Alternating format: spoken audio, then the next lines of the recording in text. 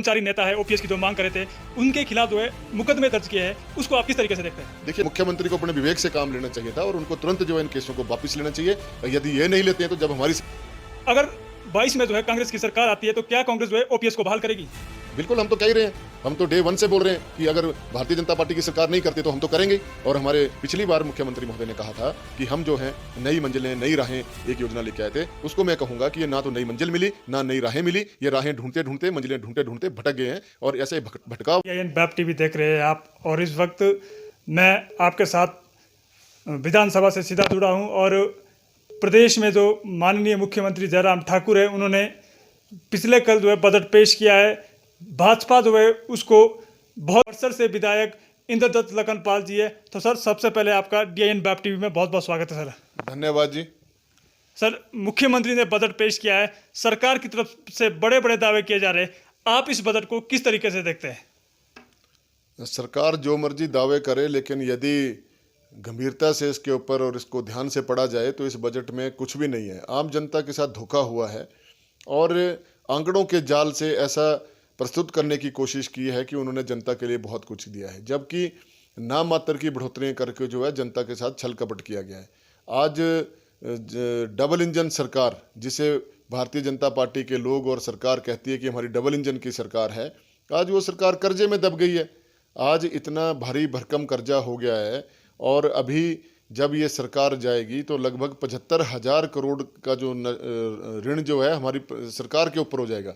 जब इस बात के ऊपर सदन में बोलते हैं तो मुख्यमंत्री बोलते हैं कि आपने भी तो लोन लिया, लेकिन ये वही लोग हैं, यही भारतीय जनता पार्टी के लोग हैं, जब हम लोन लेते थे तो ये विरोध करते थे। और जब आज हम विरोध कर रहे हैं और इस बात को बोल रहे हैं कि आपकी डबल इंजन की सरकार है, तो आप क्यों ऋण ले रहे हैं? आप क्यों नहीं केंद्र सरकार से पैकेज लेके आते हैं प्रदेश सरकार की जो नीतियां हैं, पॉलिसीज़ हैं, उनको चलाने के लिए? ये हम सरकार से पूछना चाहते हैं। प्रदेश सरकार जो है अपने सत्ता के नशे में इतनी गुरूर हो गई है, ना तो उनको कर्मचारियों की समस्याओं का कोई समाधान करने का तरीका नज़र आ रहा है। ओपीएस कर्मचारियों के ऊपर FIR दर्ज की जा रही हैं जो एक निंदा के काबिल है, और ऊपर से उनको डराया धमकाया जा रहा है।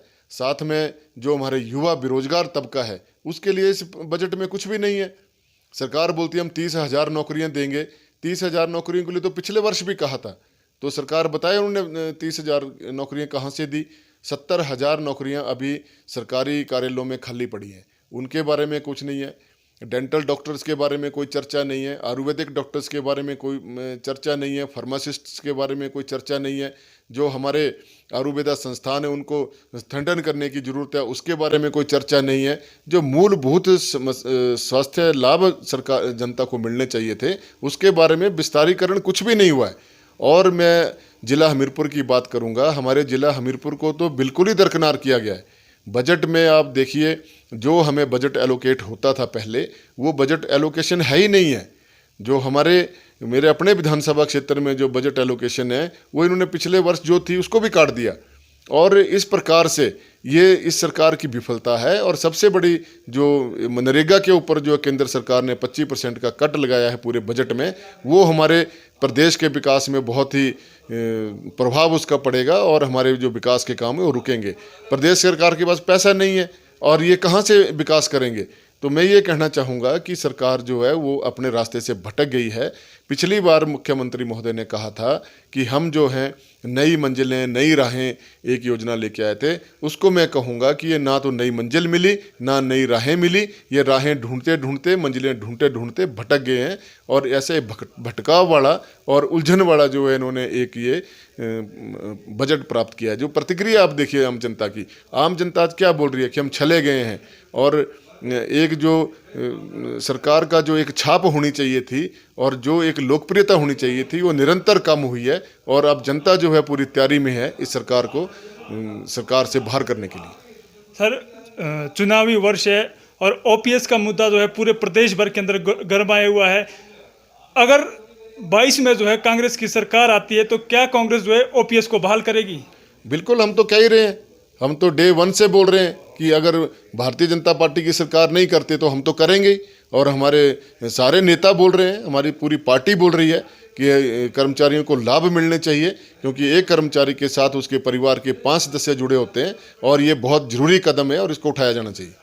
और जो कर्मचारी नेता है ओपीएस की जो मांग कर रहे थे, उनके खिलाफ जो है मुकदमे दर्ज किए हैं, उसको आप किस तरीके से देखते हैं? देखिए, दमनकारी सरकार से और आप क्या वो कर सकते थे?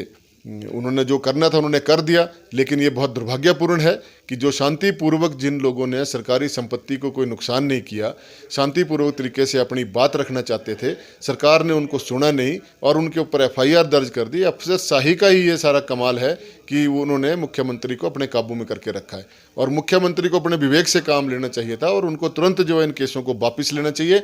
यदि ये नहीं लेते हैं तो जब हमारी सरकार आएगी तो हम इन सभी केसों को वापस लेंगे। तो दर्शकों, बजट पर सीधी बातचीत करने के लिए हमारे साथ इस वक्त जो है बड़सर के विधायक इंद्रदत्त लखनपाल जी थे। इन्होंने स्पष्ट शब्दों में कहा है कि अगर ये सरकार जो है ओपीएस बहाल नहीं करती है और जो कर्मचारी नेताओं पर जो मुकदमे बने उनको वापस नहीं लेती है, तो जब कांग्रेस की सरकार सत्ता में आएगी तो वह मुकदमे भी वापस लेगी और जो है ओपीएस को भी बहाल कर लेगी। फिलहाल यहाँ से इतना ही। हिमाचल प्रदेश की तमाम अपडेट को देखने के लिए देखते रहिए DIN वेब TV। धन्यवाद, नमस्कार।